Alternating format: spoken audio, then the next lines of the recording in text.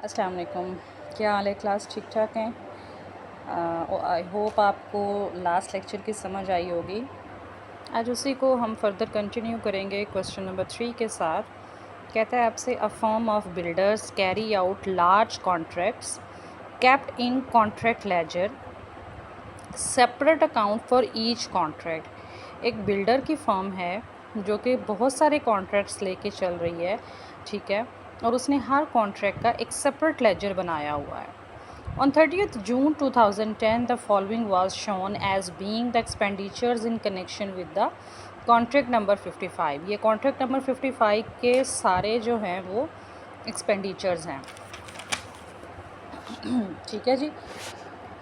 जिसमें सबसे पहले है आपके पास मटेरियल परचेज्ड, कॉन्ट्रैक्ट अकाउंट के डेबिट साइड पर आता है। Material from stores contract account के डेबिट साइड पर आता है। Plant for which had been used on other contracts, ये प्लांट जो कि दूसरे कॉन्ट्रैक्ट्स पर भी यूटिलाइज हो रहा है। एडिशनल प्लांट परचेज्ड, अगर आपको कुछ नहीं बता रहा, ठीक है जी, तो फिर ये हम कॉन्ट्रैक्ट अकाउंट के डेबिट साइड पर लिखते हैं। लेकिन अभी हमने फर्दर जाके क्वेश्चन में देखना है कि इससे रिलेटेड हमें मज़ीद कोई इन्फॉर्मेशन दे रहा है या फिर नहीं दे रहा है। वेजेस डेबिट साइड पर, डायरेक्ट एक्सपेंसेस डेबिट साइड पर, proportion of establishment charges debit side पर।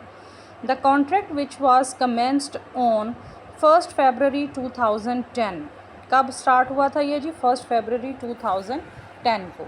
वॉज फॉर ₹3 लाख, यानी कॉन्ट्रैक्ट प्राइस कितनी है? 3 लाख से है। And the amount certified, amount certified का मतलब क्या है? जो कैश के तौर पर अमाउंट देनी है। By the architect after deduction 20% retention money, कि जो अमाउंट सर्टिफाई हुई थी वो 20% रिटेंशन मनी रखने के बाद कितनी दी गई है? 1,20,800 रुपीज़। तो ये आपका कैश रिसीव कहलाएगा। क्या कहलाएगा? Cash receive. अमाउंट लिखा हुआ है ना, वर्क का वर्ड नहीं लिखा हुआ, अमाउंट का वर्ड लिखा हुआ है। ठीक हो गया जी, ये आपका क्या कहलाएगा?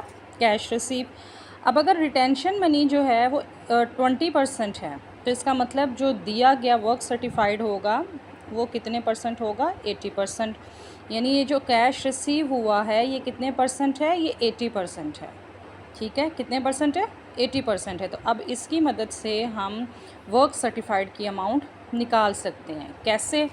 यहाँ पर देखिए जी, आपको कहता है कैश रिसीव हुआ इतना, 80% किसका? वर्क सर्टिफाइड का। वो जो हम वर्क सर्टिफाइड का 80% रिसीव हुआ उसको हम जब इक्वल की इस साइड पर लेके आए तो वो उल्टा हो गया, वो 80/100 से क्या बन गया? 100/80। अगर इस तरीके से बात समझ में नहीं आ रही है तो हम क्या करेंगे? हम लिखेंगे जी, if 80% cash received is equal to 1,20,800 and 1% कितना होगा? तो फिर वो आप ये वाली अमाउंट आपके पास आएगी 1,20,800 मल्टीप्लाइड बाय 100 डिवाइडेड बाय 80। जब आप इसको मल्टीप्लाई करोगे, डिवाइड करोगे, तो आपके पास 1,51,000 से वर्क सर्टिफाइड की अमाउंट आएगी, जो कि आप जाके लिखोगे कॉन्ट्रैक्ट अकाउंट की क्रेडिट साइड पर। Is that clear? अभी से पहले जो हमने एक्सपेंसेस देखे थे वो सारे के सारे हमने यहाँ पर डेबिट साइड पर लिख दिए, एक्सेप्ट प्लांट। प्लांट के बारे में वो आपको क्या कहता है वो हम आगे देखेंगे जी। आगे आपको कहता है the material on hand on site at this date was valued at 9,858, यानी ये मटेरियल ऑन हैंड आपका जो जिस डेट को कॉन्ट्रैक्ट अकाउंट बन रहा है ना उस डेट का है। इसका मतलब ये क्लोजिंग है, इसको कॉन्ट्रैक्ट अकाउंट की क्रेडिट साइड पर लिख देंगे।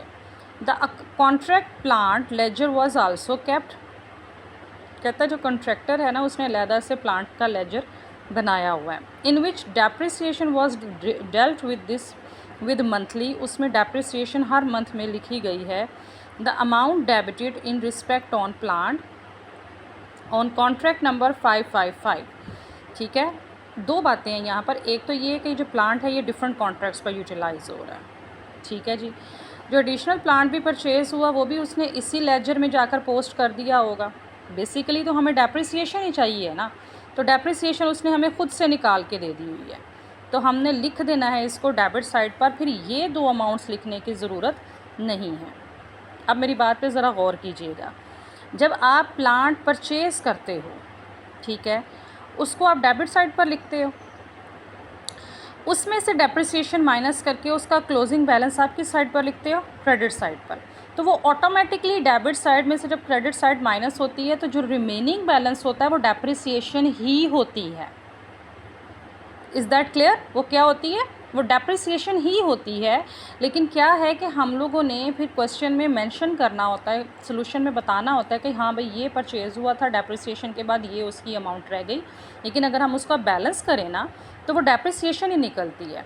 तो इस क्वेश्चन में उसने हमें डेप्रिसिएशन निकाल के खुद दे दी हुई है। एक तो हमें निकालने की ज़रूरत नहीं है, दूसरा हमें इनको लिखने की फिर ज़रूरत नहीं है। हम सिर्फ डेबिट साइड पर जाकर ये डेप्रिसिएशन ही लिखेंगे।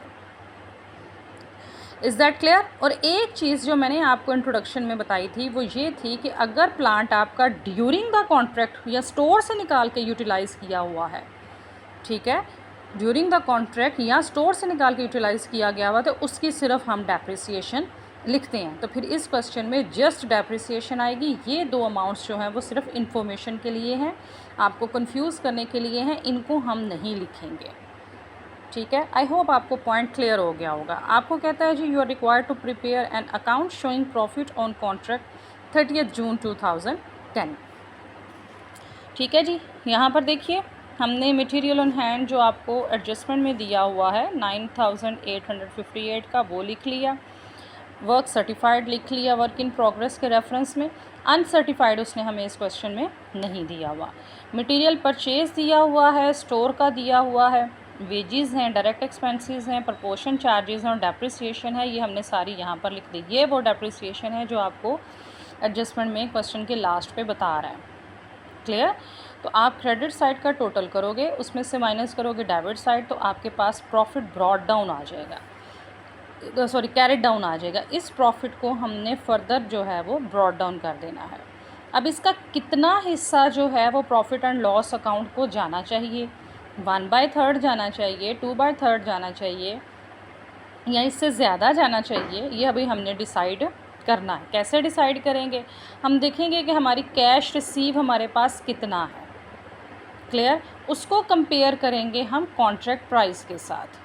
जैसे इस क्वेश्चन में उसने आपको कैश रिसीव कितना दिया हुआ है 1,20,800, ठीक है, और कैश की कॉन्ट्रैक्ट की प्राइस कितनी है 3 लाख रुपीज़ है, ऐसा ही है। तो इसके लिए हम फार्मूला लगाएंगे 2/3 का। कौन सा फार्मूला लगाएंगे? 2/3 का। तो यहाँ पर आप लिखोगे profit multiplied by cash receive divided by work certified multiplied by 2/3। तो आपके पास वो अमाउंट आ जाएगी जो आपने प्रॉफिट एंड लॉस अकाउंट को ट्रांसफ़र करनी है, और रिमेनिंग आपका रिज़र्व है, या इसको हम बैलेंस कैरिड डाउन कहते हैं। क्लियर हो गया जी? आगे चलें। आगे आपको क्वेश्चन नंबर 5 में कहता है a building contractor having undertaken construction work. एक बिल्डिंग कॉन्ट्रैक्टर है, उसने कंस्ट्रक्शन के लिए जो है वो कंस्ट्रक्शन वर्क पकड़ा है, ठीक है, उसकी ज़िम्मेदारी ली है, और उसकी कॉन्ट्रैक्ट प्राइस है 7,50,000, ठीक है, जो कि स्टार्ट कब हो रहा है 1 जनवरी 2010 को। The following are the particulars contract up to 31 दिसंबर 2010। 2010 तक जो कि है इसकी पर्टिकुलर्स हमें दे रहे हैं। Machinery installed at site, contract account के डेबिट साइड पर लिखेंगे। Material send to site, contract account के डेबिट साइड पर लिखेंगे। Labour at site debit side पर आएगा। डायरेक्ट एक्सपेंसेस डेबिट साइड पर आएंगे।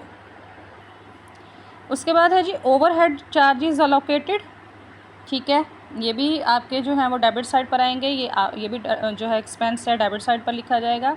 मटेरियल रिटर्न फ्रॉम साइट, ठीक है, पहले जब मटेरियल इशू किया था तो हमने कॉन्ट्रैक्ट अकाउंट की कौन सी साइड पर लिखा था? डेबिट साइड पर लिखा था। अब ये रिटर्न हो रही है तो रिटर्न डेफिनेटली ऑपोजिट साइड पर जाएगी, तो इसको हम लिखेंगे क्रेडिट साइड पर।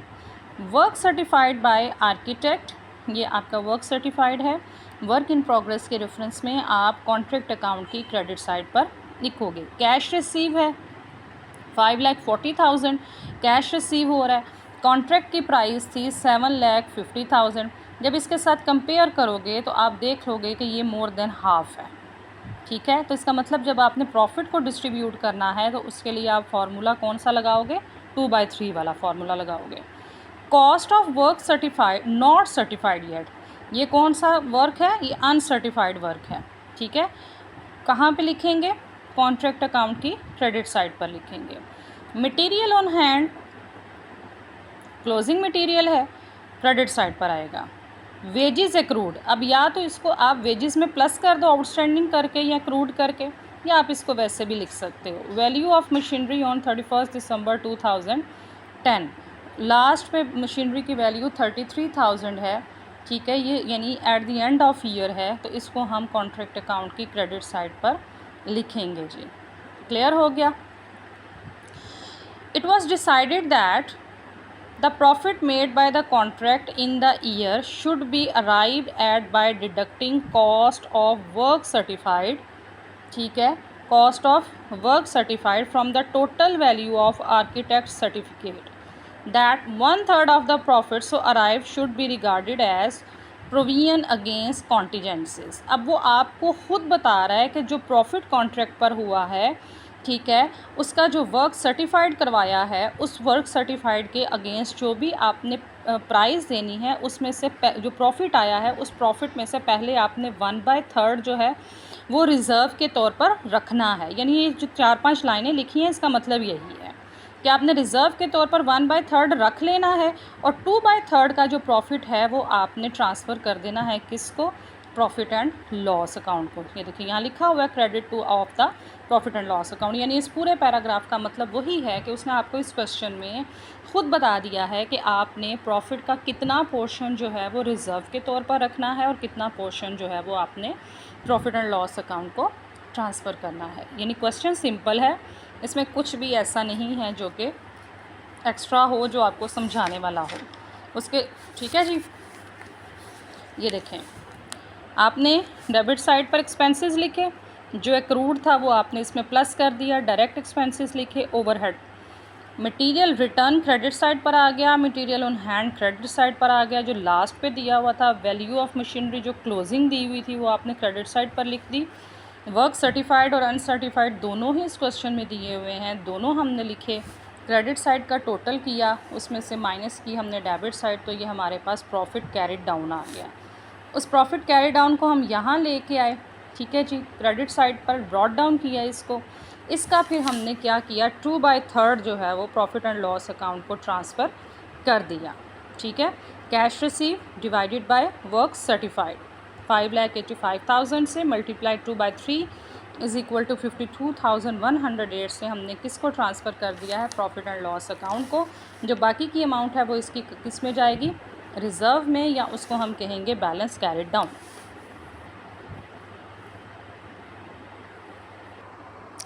उसके बाद है आपके पास जी क्वेश्चन नंबर 5। क्वेश्चन नंबर 5 में वो आपसे कहता है S&S limited are contractor for the construction of a pier for sea front development company, the value of contract is 3 lakh. ये क्या वैल्यू है, कॉन्ट्रैक्ट प्राइस है, ठीक है। And the payment is by engineer certificate subject to the retention of 10%। कहता है कि जो पेमेंट आपने करनी है उसमें से 10% आपने रख लेना है। क्लियर, उसमें से 10% आपने क्या करना है, रख लेना है।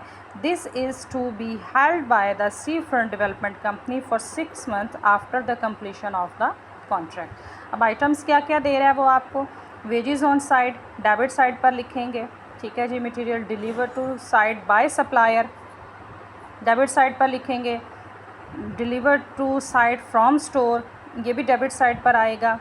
क्लियर, हायर ऑफ प्लांट लिखा हुआ है यहाँ पर 21,030 से, यानी ये किराए पे लिया हुआ प्लांट है और उसका किराया दिया गया है कितना, 21,030 रुपीज़।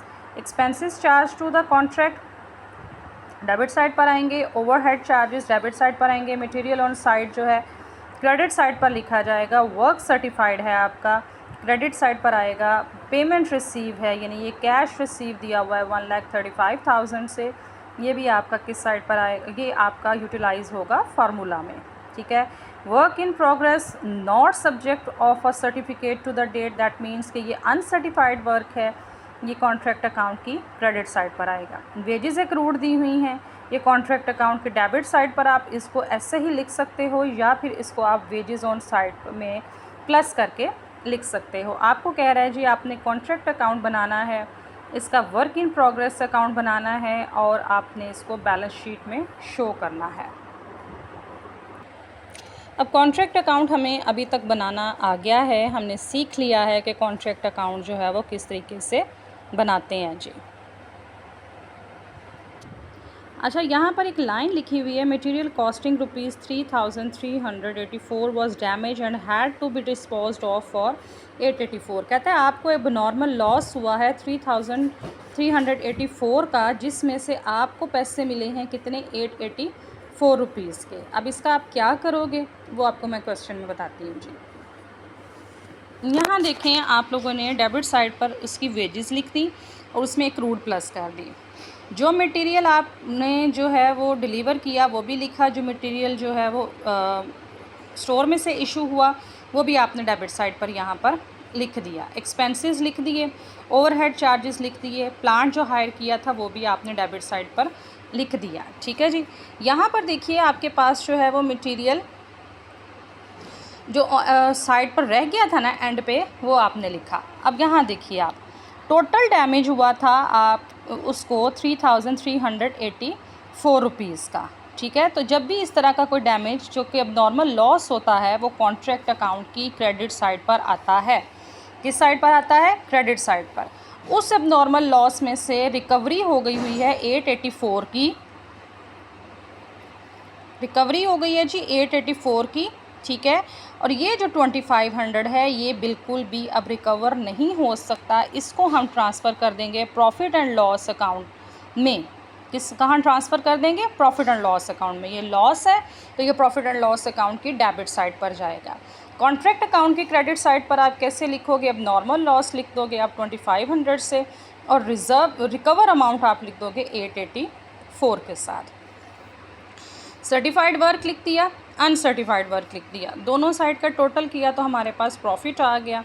प्रॉफिट में 2/3 वाला फार्मूला लगना है, क्योंकि जो कैश रिसीव हुआ है दैट इज़ हाफ ऑफ, जो almost half of, near to half of contract price. ठीक है, किसके नज़दीक है जी, कॉन्ट्रैक्ट प्राइस के करीब करीब है ये, इसलिए यहाँ पर 2/3 वाला फार्मूला लगेगा।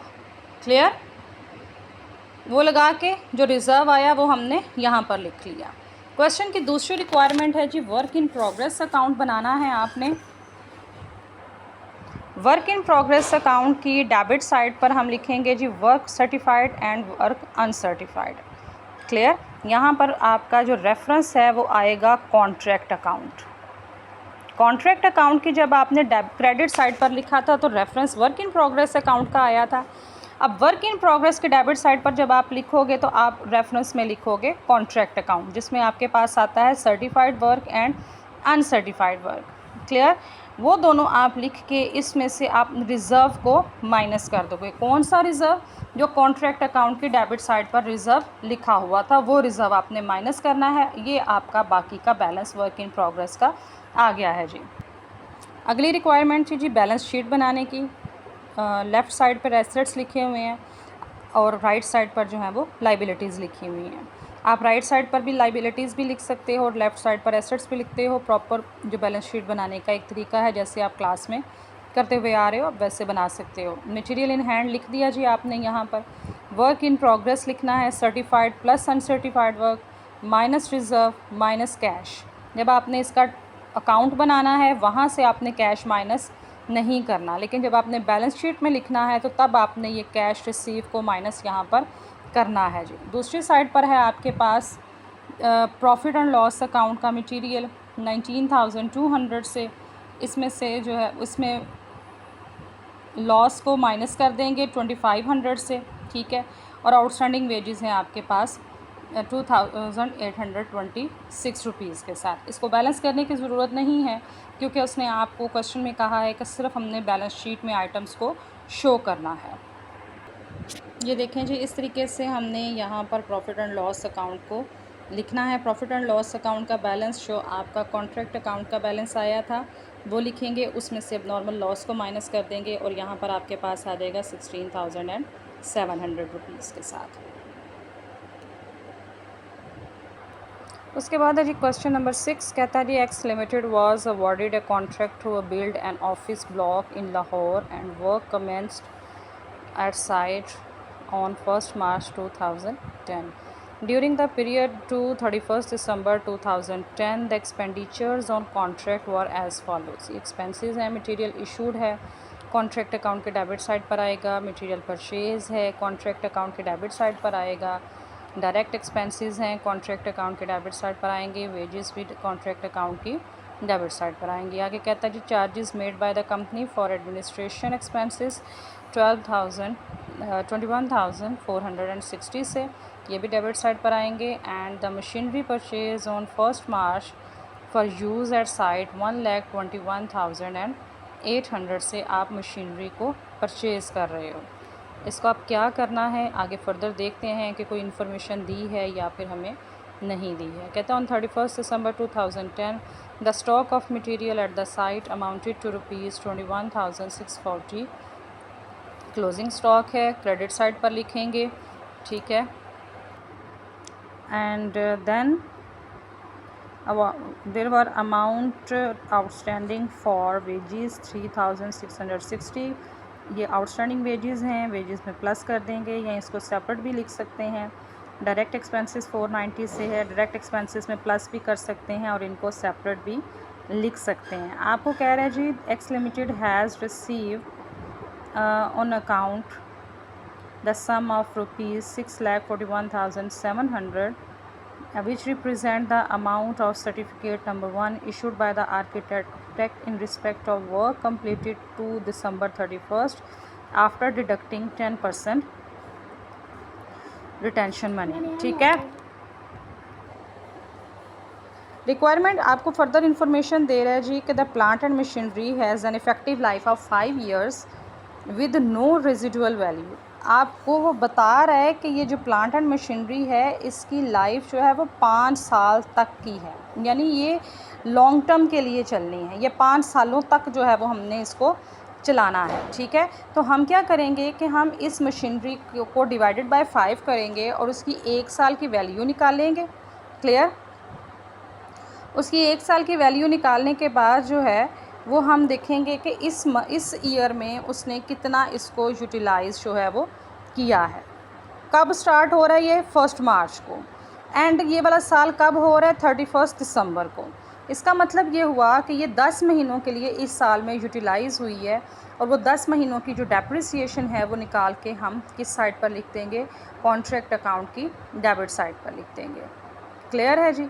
आपको कहता है जी आपने कॉन्ट्रैक्ट अकाउंट बनाना है, वर्क इन प्रोग्रेस अकाउंट बनाना है और बैलेंस शीट बनानी है। ये क्वेश्चन मैं आप लोगों पर छोड़ती हूँ कि आप लोग इसको किस तरीके से जो है वो करते हो, ठीक है।